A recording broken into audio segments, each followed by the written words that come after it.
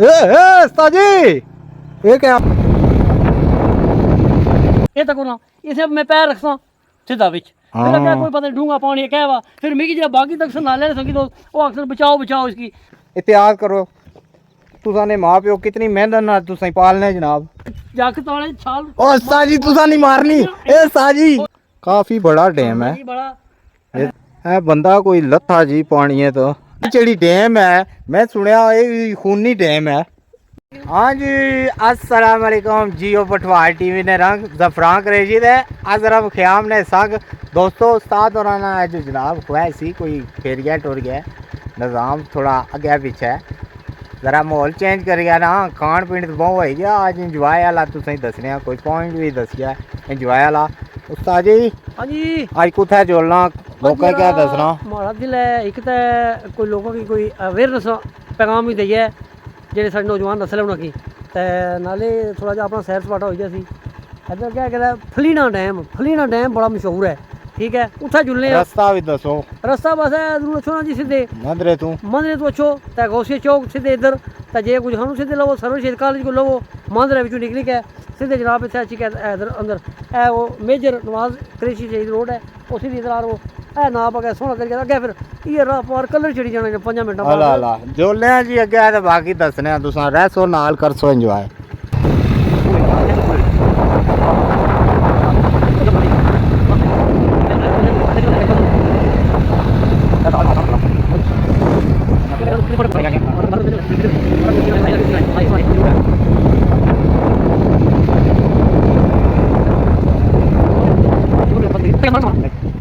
हाँ जी उस्ताद जी हाँ जी पहुंच ही गया फिर डैम है कोलो हाँ जी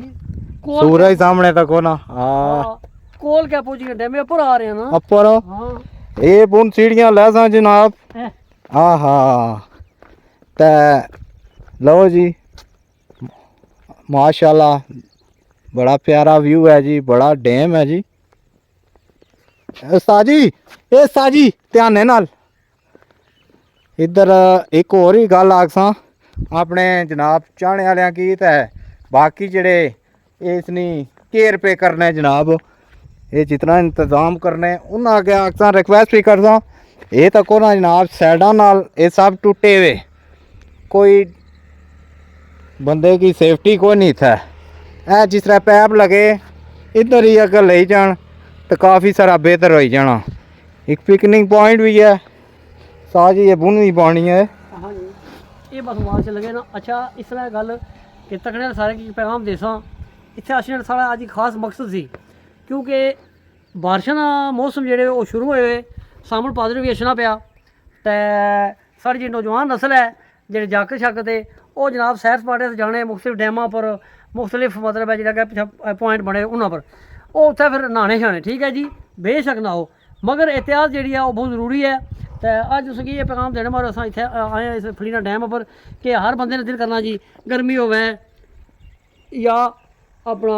दोस्तां यारां नाल अच्छो तो बड़ा दिल करना जागतां नाल चलो जी छाला मारिया जी ठीक है जी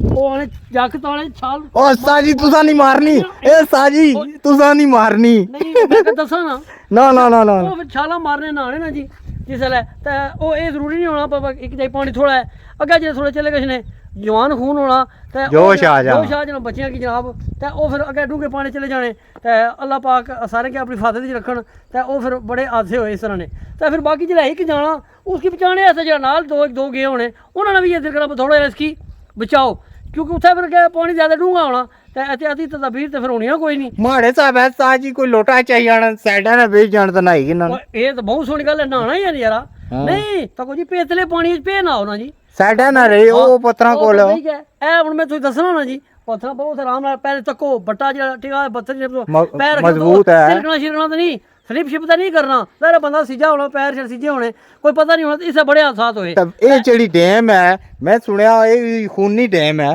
बस जी ये अल्लाह पाक माफ़ करन जी ते इसमें कोई शक नहीं ये हो गया उधर जहाँ भी कोर सारा खूनी डैम है डैम जेड़ा ना जी जितने भी है ना उन्होंने विच होना त्यार रोला ही है काफ़ी बड़ा डैम है बड़ा ये तको ना थोड़ा क्लोज करी दसना काफ़ी बड़ा है बड़े रकबे पर फैला है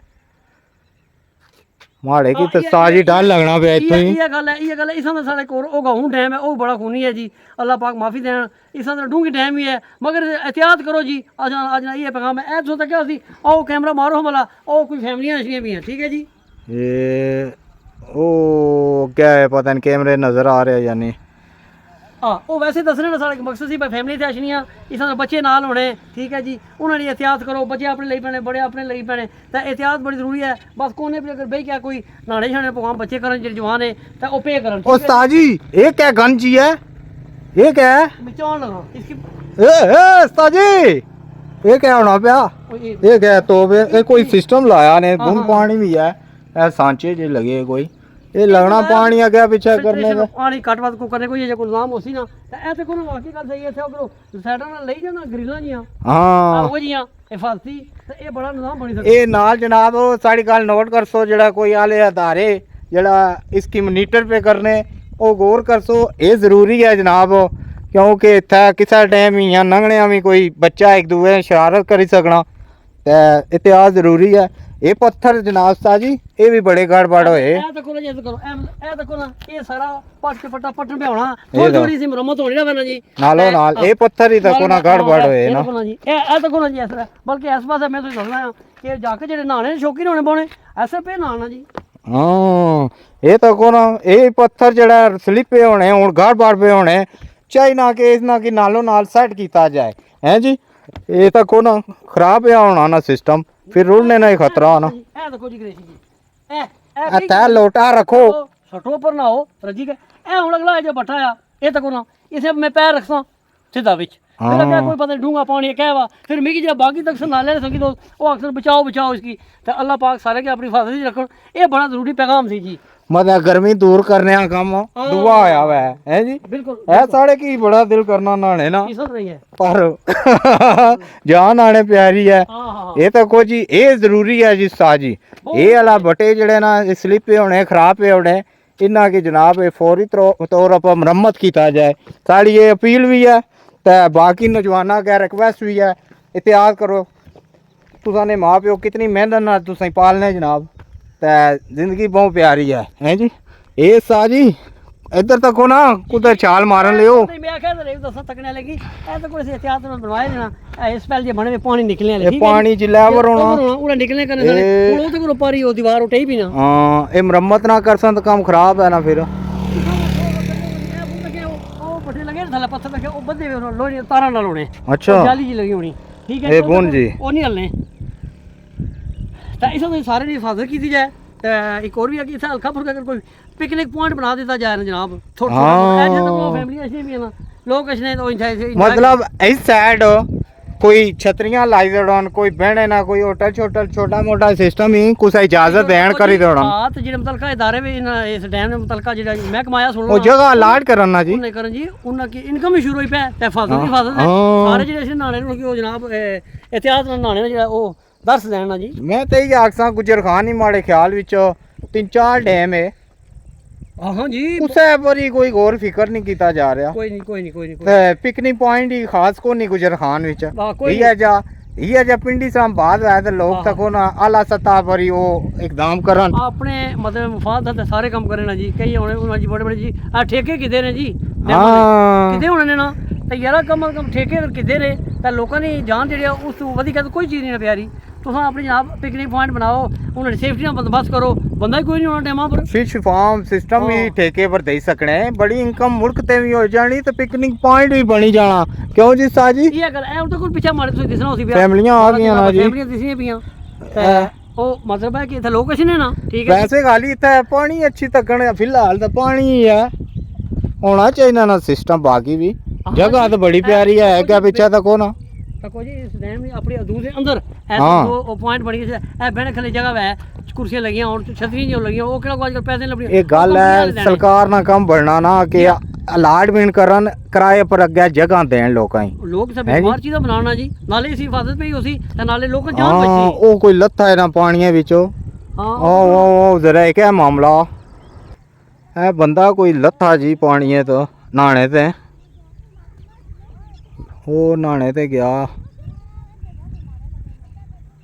वो नहाना पिया कोई